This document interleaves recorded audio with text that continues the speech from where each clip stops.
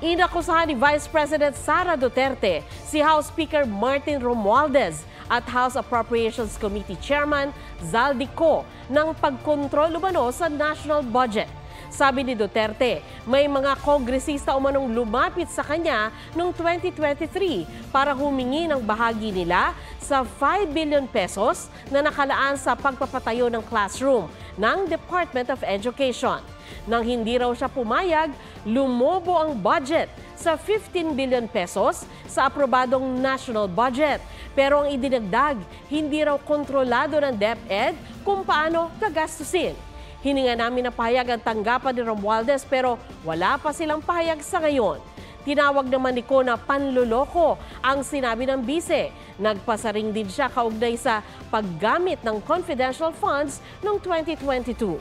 Samantala, muling sumalang ang budget ng Office of the Vice President sa pagdinig sa Kamara. Wala sa budget hearing si Duterte, kaya muli itong pinagpaliban. Sa kabila ng mosyon ng isang kongresista na tapusin na ito. You may not like the person, you may not like her presence here, but you have to respect the office of the Vice President. Wala na dapat tanungan. Ba't ang nangyari, barrage of questions. That's why I'm asking. Bakit natin ginawa yun earlier? Are we not already respecting a tradition? Kanina, sinabi rin po ni Congressman Marcoleta, is a cherished tradition to approve the budget immediately. But there's a cherished tradition that when we deliberate a budget of any agency, that the head of agency should be present.